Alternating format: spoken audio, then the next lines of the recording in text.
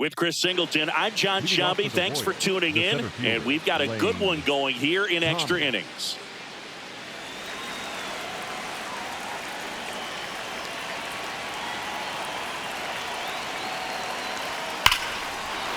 Here's a swing and a drive left field, and he knew it.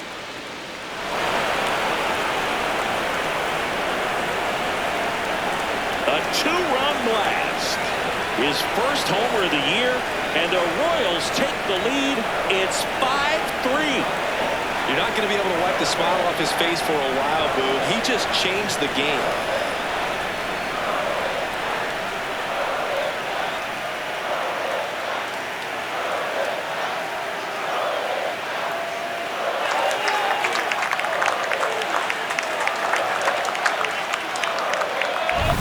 Welcome to the game. First pitch out of the bullpen, a tough one. And, you know, he's just trying to get one in there for a strike. And on the other side, as a hitter, it's a great time to be aggressive and let it fly. It's not what they were looking for when they turned to him, but now he's got to find a way to reset.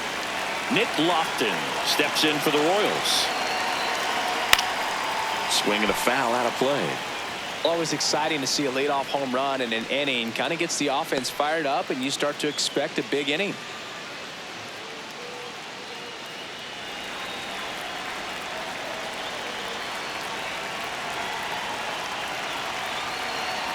When you look at the Yankees and think about all those retired numbers, in fact, no more single digits are available with the exception of 0. Chris, what stands out to you?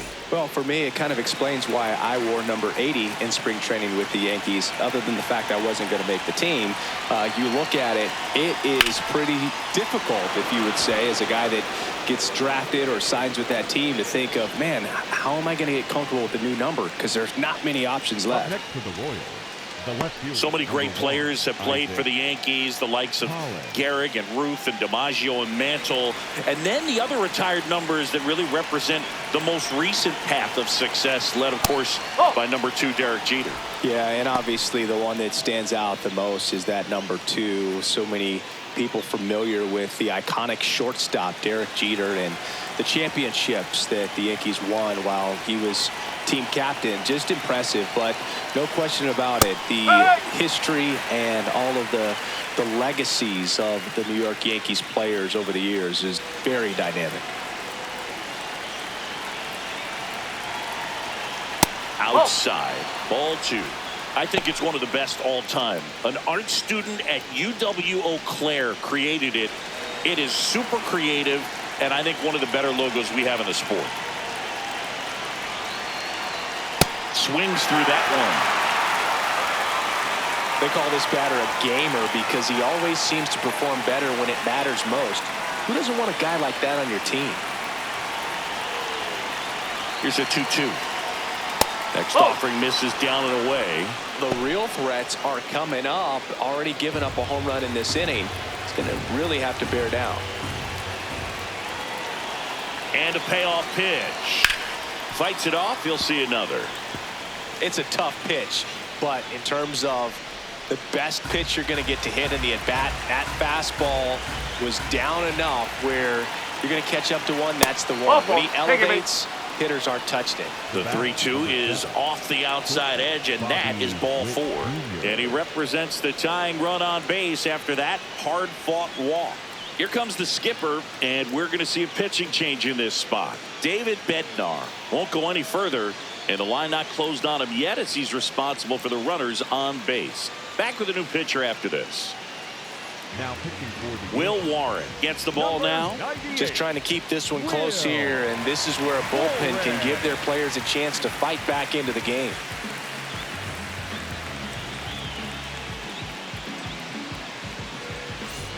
And now a huge at-bat coming up as Bobby Witt Jr. steps in. This guy is one of the best athletes in the sport.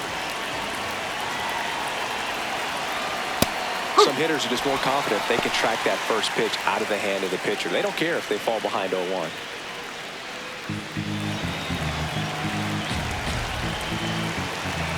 The 0-1. On the ground right side. Dive, and he's got it. They get the force finally gets the first out here on the grounder. Just a beautiful play right there to get it out. He dives to make the stop. Then a nice feed from his knees. Knew he didn't have time to get up and make that throw. The throw beats the runner. That's that internal clock working. Here's the third baseman, Michael Garcia. In the infield at the corners, don't be surprised to see them come home first and prevent that run from scoring.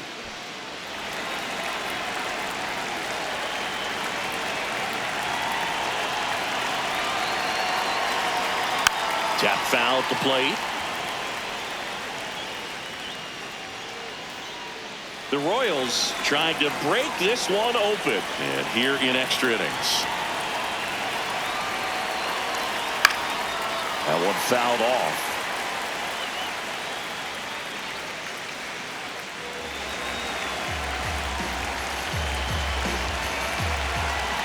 The 0-2.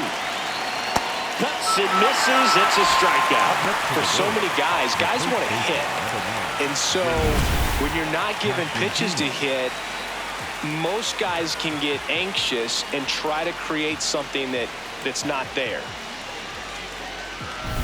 So up now for Kansas City, Vinny Pasquantino.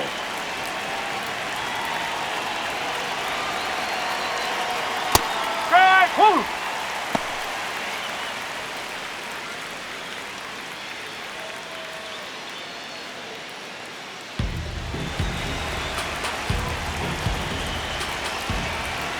2 on, 2 outs. That smash towards center. And that is that. So they get 2 runs on 2 hits. One of them left the yard. Last chance to even things up. We head to the bottom of inning number 10. It's the Royals 5 and the Yankees 3. Back now in the Bronx. On to the bottom of the 10th. Giancarlo Stanton stepping in now for the Yankees.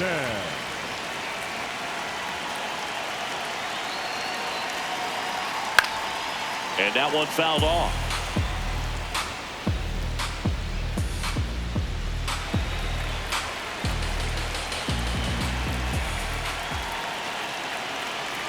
Tying run at the plate.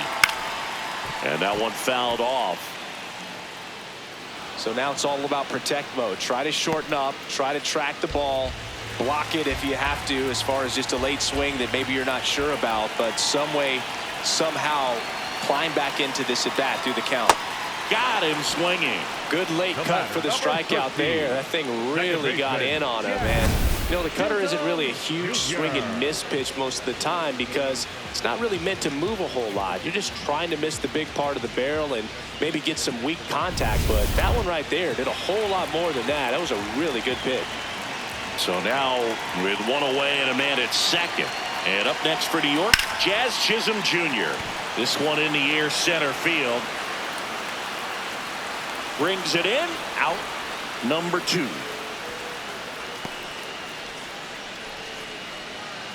Up next for the Yankees, the left fielder, Cody. And the Royals manager Bellinger making his way towards the mound now as he will make the move. Matt Strom gives way. 2-run ball game as he heads for the dugout, and we'll be back with a new pitcher.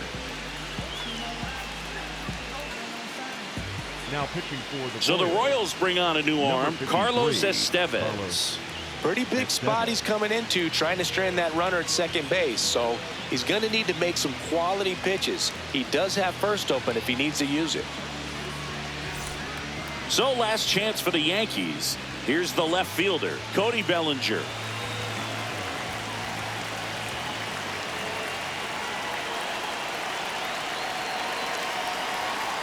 Oh.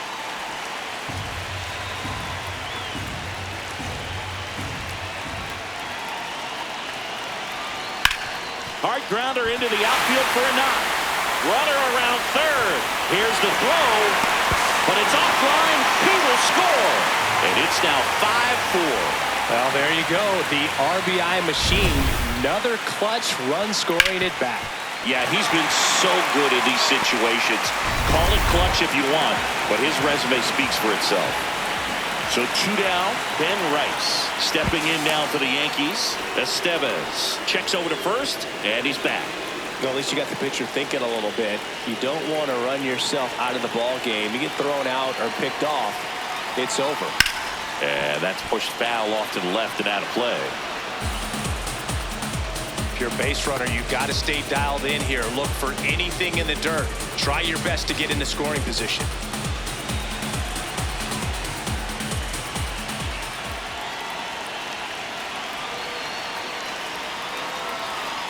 Cold night like tonight, last thing you want to do as a hitter is get jammed or even off the end. Trying to find that sweet spot on the bat. Tell you what, you're going to be trying to catch things out front, so off-speed pitches may be a good complement to that fastball.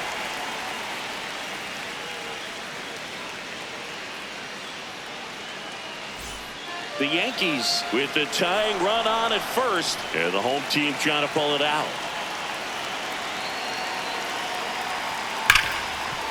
Hard hit left side, and that is the ball game. Well, this is a big win on the road and going extras into 10.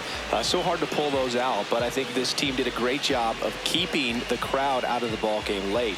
When you can do that, it kind of calms everything down, keeps the adrenaline of the opposing team down a bit, and you can steal a win and get out of here happy. Close one here today, and your final 5-4.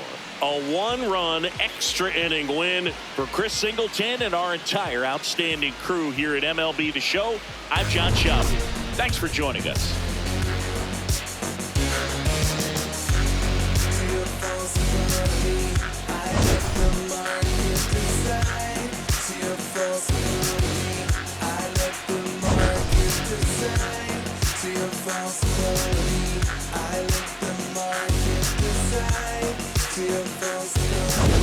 I let the market decide.